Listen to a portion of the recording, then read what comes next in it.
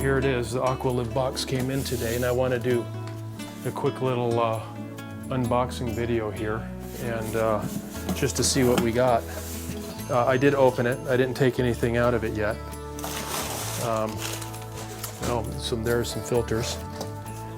The 3 different filters that it comes with. Carbon block filter. This one doesn't have a label. Oh, this is that special one that's got all the layers in it. You can see it.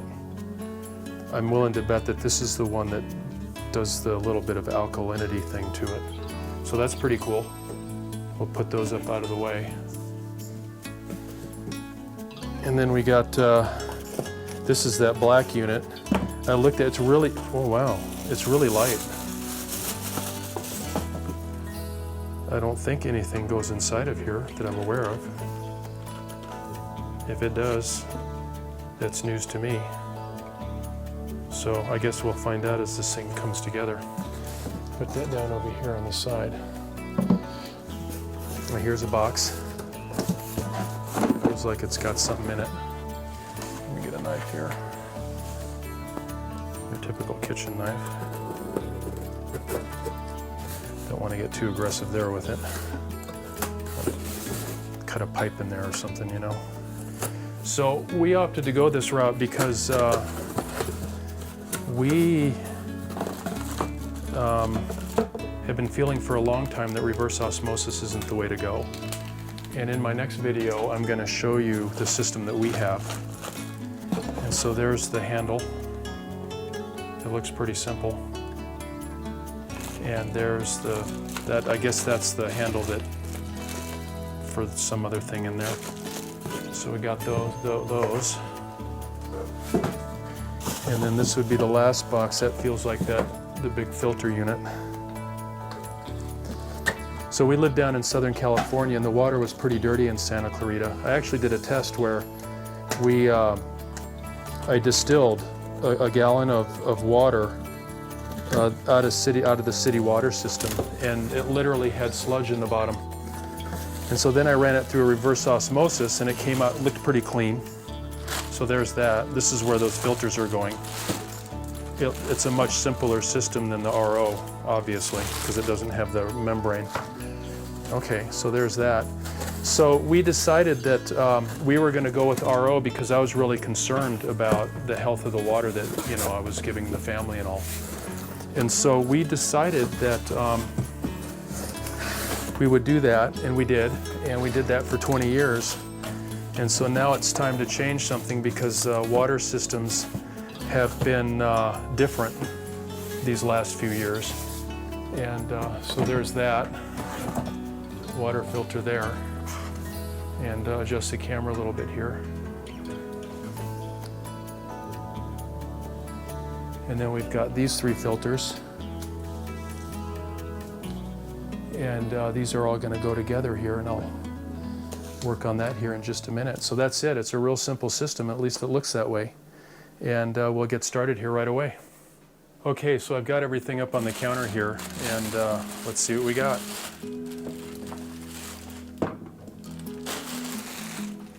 Take care of that. So I'm looking at the manual, and it's telling you what order the filters need to go in. So this is the in, and this side is the out, according to the little picture. Yep. And then it goes out of here, and it goes into the inside of the tank, and then the outside of the tank here, that goes up to the faucet. So I'm going to first assemble this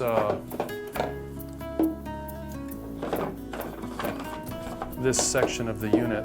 And don't forget, you got the little rings here. So you want to make sure those are in there, otherwise you're going to have a leak and a big mess on your hands. So after I distilled that water from Santa Clarita, I ran it through, and the sludge was there. I took the same distilled water, the same RO water, and distilled it, and there was nothing in there. So I was pretty convinced back then that, looks like that's number 3, and it doesn't say top or bottom. And if you look down inside there, you'll see there's a little a raised thing, and that's what those things go into to create the seal that you need down in there. And so when I distilled that gallon of reverse osmosis water, there was nothing in there. So I mean, I was pretty convinced that, you know, the RO was doing its job, and it was. But lately, you know, the more I've been reading about this stuff, you know, this one, the blue goes towards the top, and that's the middle one. Same thing, it goes over the little nub down in there. And then this green one, now that goes in that third one there. Don't forget to take the paper off. She'll be filtering that out.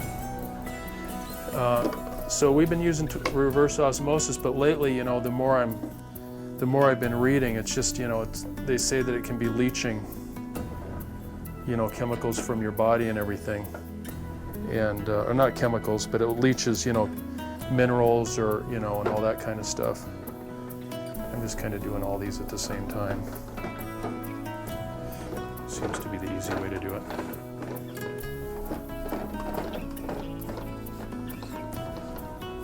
I did them standing up to make sure that they line up well and they screw on easy.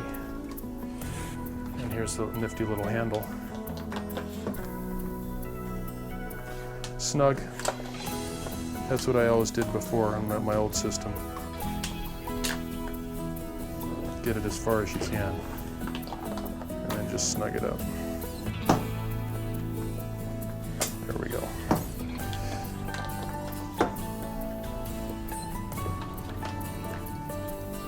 There we go. They're snug, but not over tight. So that unit's done. All right. So on to the next step. Okay, so I'm looking at this, and I've got all these parts here. I got a couple of these guys. They've got threads on them. Another thing with threads on it. Some kind of threaded deal. Not sure what that is. I'll figure it out. Screws. This obviously holds the filter unit wherever you want to put it, or you don't have to use them at all. Comes with three tubes. Now, according to the directions, you got a tube going in here, which is from the water supply. You got a tube coming out, which is going into the tank over here. And then you got a tube coming out of the tank that's going into the faucets. So it's really easy. Okay, right now I'm draining the reverse osmosis system, the old one that I had. And you can see that I've got the tank there out. And adding some light here with my iPhone. So you can see all the tubes associated with this, and back in there you can see there's just a ton of tubes. Some of those are shadows, but there's just a whole lot to it. It's a much more complicated system. So here we are with the faucet unit and the tube, and this one little connector goes on the bottom of the faucet, and it looks like it just screws on there. And I don't know, I don't think you need to be too tight with it. And then this goes into there. And these are all just self, you know, connectors that are designed to just pop in there. So that's going to go to the outside of the black tank. So that this out one is going to go to the faucet once I get it installed. And this one here is coming out of this unit. And if you look, you can see out is written on there. So this one is going to the end of the black unit. So this will be the outside of the filter system. And you can see, make sure you got your little rubber gasket on there. And it just screws right in. It feels nice and snug. And it looks like mine's landing up, so that's just fine. Keeps it out of the way of everything else in there. So we'll come back to this in just a moment. As soon as the RO drains, I'm going to pull that one apart. So this is what came off, and this was that used to be the feeder for the reverse osmosis. And because the tube on the end of the coming out of the wall or going in, the tube going into the tank is bigger than what this old tube was. I'm using the one that came supplied with it. And so I just took that one off. I just took it off from right there. And I'm going to be putting this guy on there like that. And I did check it, and it does fit. So I got some of that white Teflon tape, and I'm going to be putting a piece of that on. It does have a seal in it, but I'll just do the tape anyways. And then I'll put the cold water, which is right there. That one's going to end up going on top of that guy right there. Okay, as you can see, I got that installed now. Now the next thing I need to do is pull off the old reverse osmosis faucet, and that's the 2 tubes coming down from that. So as soon as I get that faucet installed, we'll hook it all together and see what happens. So there's the old handle, and that's the hole that the new one's going to go in. I'm going to clean it up and we'll get it all ready to go. A lot more tubes in that old system than the new one.